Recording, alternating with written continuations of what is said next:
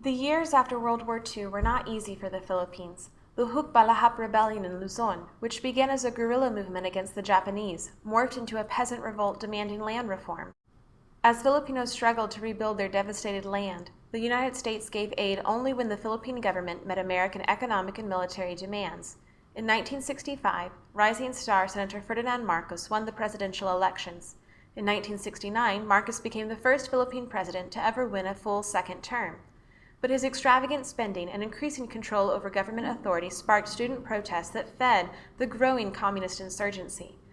With Filipinos in the South pushing for greater autonomy, Marcos cited instability as the reason he assumed all government power on November 1st, 1972. And I asked our minister at the time, what can you say, Pastor, about this martial law? It's quiet. It was quiet when martial law was declared. You don't hear, no radio, no nothing, no television, no, everything was quiet. And then he said, as long as you are obeying the law, you don't have to worry. On the surface, the initial results were positive. During the first year of martial law, the gross national product grew by 10%. During the rest of the 1970s, Philippine agricultural output surpassed that of Indonesia, Malaysia, and Thailand. Yes, I can see that, he had exercised his power to the max and nobody can contest him. But on the other side to that is, during his time, the Philippines was, one of the tigers in Asia. Even South Korea was below us back then. Even Thailand. I think we were next to Japan, if I can remember correctly. But the growth proved to be an illusion. The Marcos administration borrowed heavily from foreign governments to finance its endeavors. Between 1962 and 1986, the Philippine external debt rose from $360 million to $28.3 billion. His debt-driven growth only lasted as long as it did because of a pro-export labor policy. The influx of remittances from abroad propped up the Marcos administration. Real wages dropped across the country, and the number of landless farmers grew. Though Marcos cited the communist insurgency as the justification for seizing power, his dictatorship became the best recruiting tool for the communist. There was an insurgent growing up, the called NPA, the New People's Army, and Mindanao at the time was kind of caught in between a lot of the upheaval with the NPA, and there was the Muslim struggle also. And my father was killed by the NPA, the New People's Army, during that time in 1979.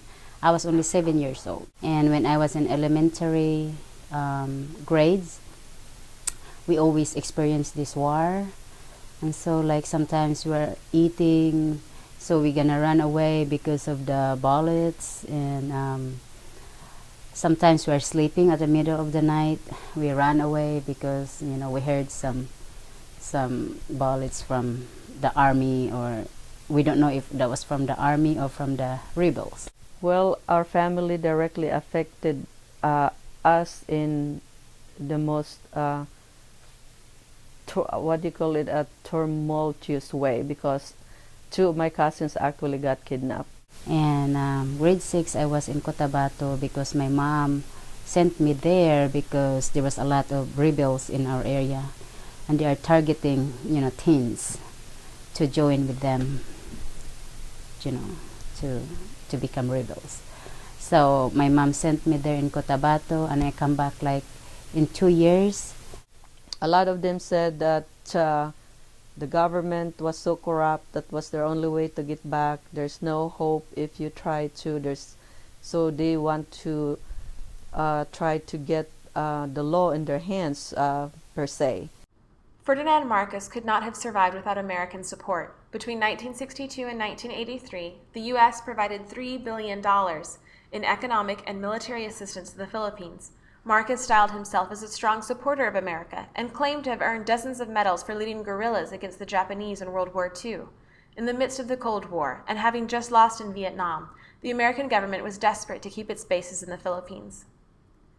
That was the big question we had. We thought like, well, if America is for democracy, why are they supporting this dictator?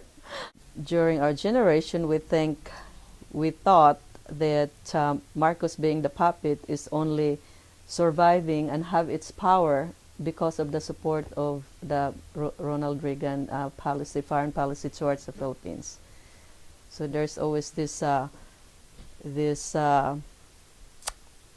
story behind of how, you know, if it's not for America, then Marcos will not be that powerful. Of course, at the time, the USA have, like I said, two bases, military base in the Philippines. So that would be one of their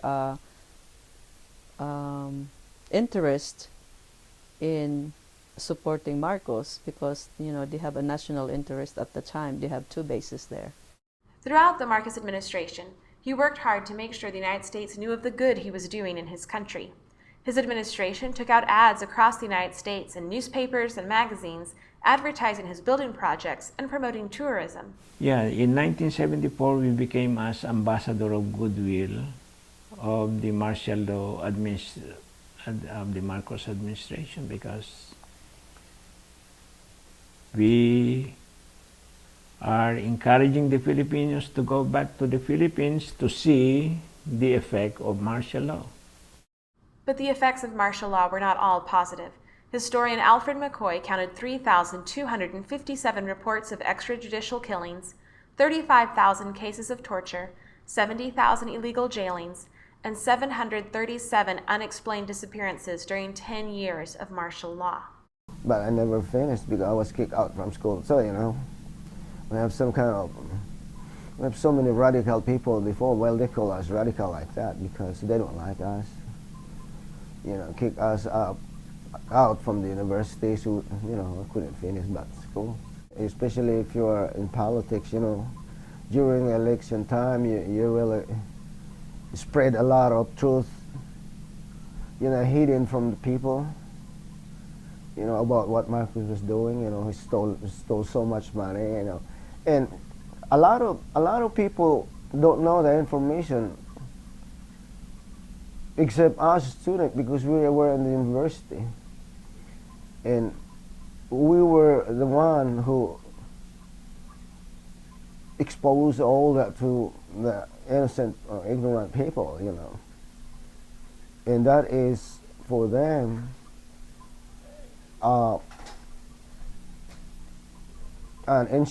somewhat almost like an insurrection already. You know what I mean? After 13 years of martial law, the Marcos administration had provided $229 million worth of subsidies to high-profile medical institutions, 5 times more than the amount the Philippine government spent on primary health care. At the same time, 63% of the rural population lived below the poverty line, as did 53% of the urban population. Medical services, along with wealth, increased among the elite and decreased among those who needed it most. Though it has been 30 years since Marcos was ousted, his legacy remains mixed. Yes, people did say he abused his power, but for good reason, I think. This is just me, my 2 cents. He wasn't a tyrant, like, you know, he had people that worked under him that kind of abused their powers. After Marcos, that nobody has matched him. Nobody has done any better or even equaled him. And growing up, that's all we know. He was the evil president. So in researching, I don't really put a lot of time knowing about him. I just know that that's why a lot of rebels because of him. He wasn't good to the people, you know, he was corrupt. So that's why there's a lot of rebels.